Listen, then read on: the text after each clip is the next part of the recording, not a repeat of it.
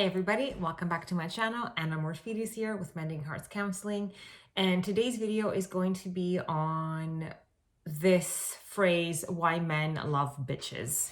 And I know the lighting is a little bit different today because it's mid-afternoon and the sun is just at a different space, so I hope that you can see me okay.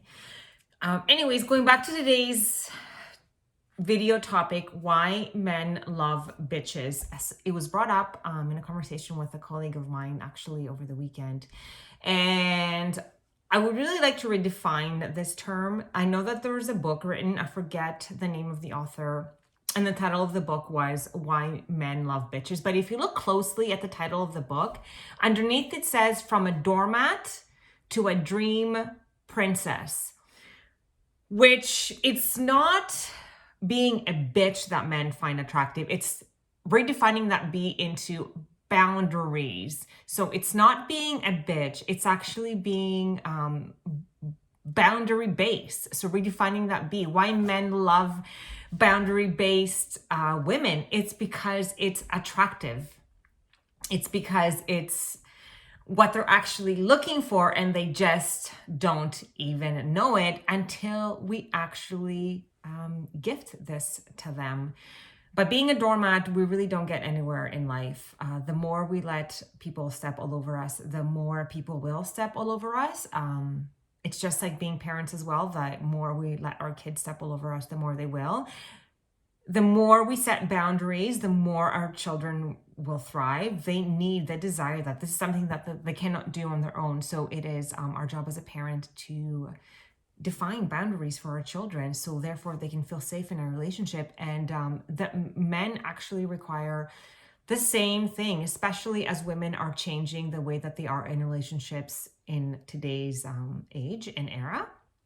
Many books actually make a reference to that, starting with Jonathan Robinson.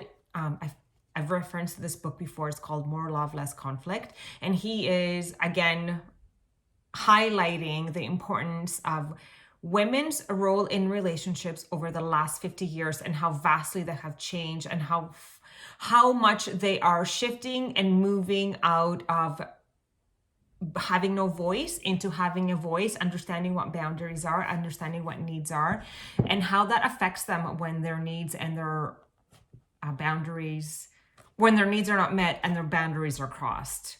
That leaves your woman to be depleted, and it literally will walk her outside of her window of tolerance and then act in what we deem as irrational or bitchy ways. But that's not actually reality.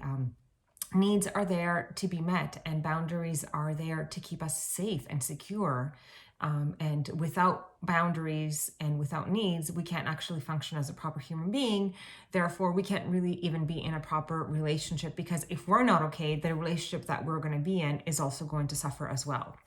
So men don't love bitches. Men just love women that have boundaries and have needs, and they will respect them. If you respect your boundaries and your needs, your men will not have a choice but to respect them either. And if they don't, why would you want to be with them anyways?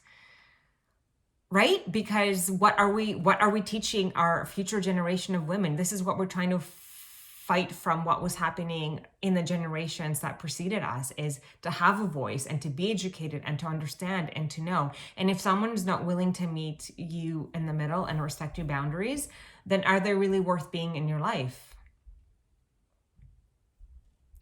It's really, really scary question to actually say, but it is true.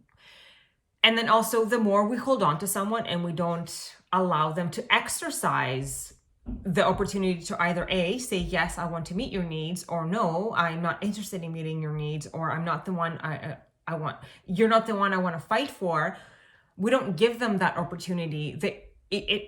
We're holding them back from having that experience of even fighting their own demons or coming into a different way of being in a relationship if we allow them to step all over us. So if that makes any sense, remember that it's not bitchy to have boundaries. It's actually a very self-caring thing to do. It's something that is respected. It's something that commands respect. It's something that is necessary. It's something that is profound to take you from a doormat to a dream princess.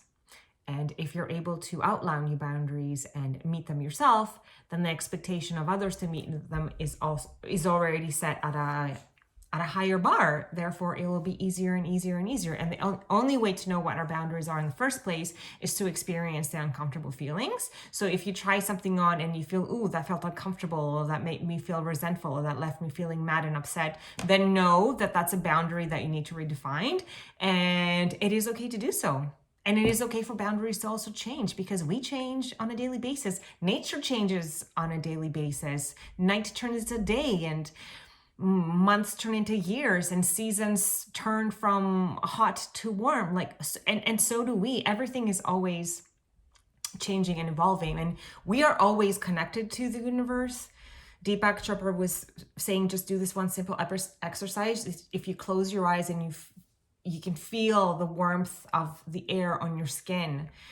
If it's breezy outside, you can also feel that on your skin. And that's also like a gentle reminder of we are all connected. And just as the seasons change, so do we. Everything about us also changes as the times change. Things that take place around us change.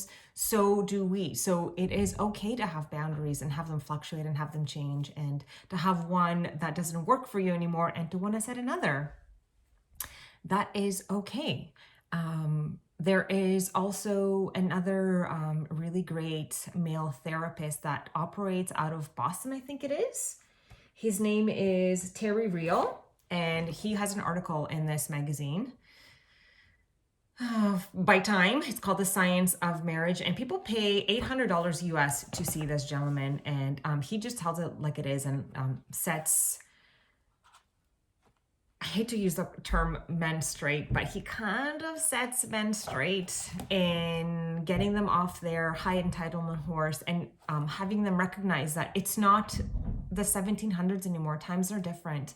The woman has different passions and different wants and desires, and they know this, and they're redefining their boundaries and the way that they want to be in a relationship. And if they don't feel heard, he says it's very easy for a woman to be a lunatic if she doesn't feel heard. And as much as I don't like him calling me a lunatic, because I do get to know what that feeling is like, I do act like a lunatic sometimes, but I also understand what he's saying. He says here, where is it?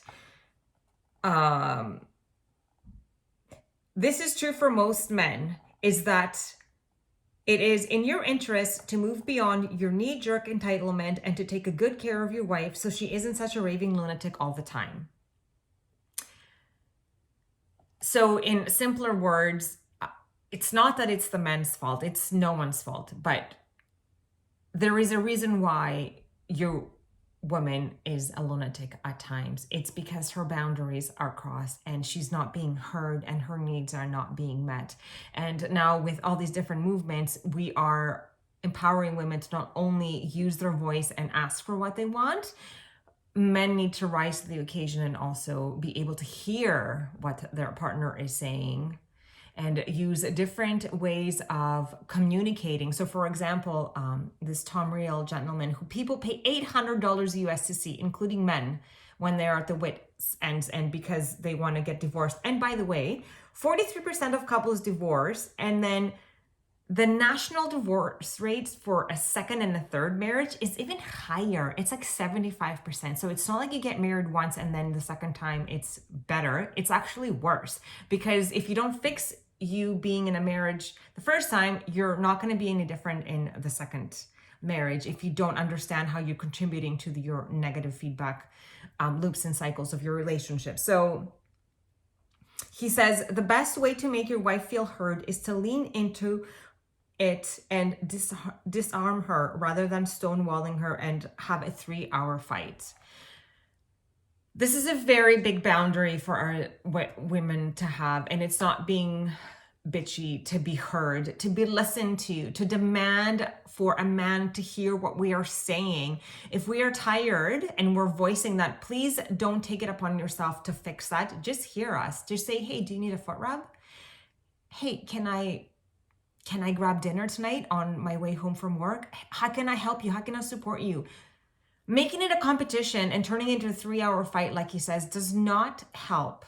This is not a way to be in a relationship that is productive. And this is why men love bitchy women. If you happen to stumble upon that book and read it, is because by bitchy, he actually means they have boundaries and they have self-respect and they will stand for no less. Therefore, if they demand to be treated like a princess, they will be treated like a princess. And if it's not going to be one person, they're going to make room for another one, because guess what? They're not going to be scared to be with someone that doesn't treat them like a princess. They're going to be better off without them and know that the only way to let something else better come in is to let go of the one that is not serving you.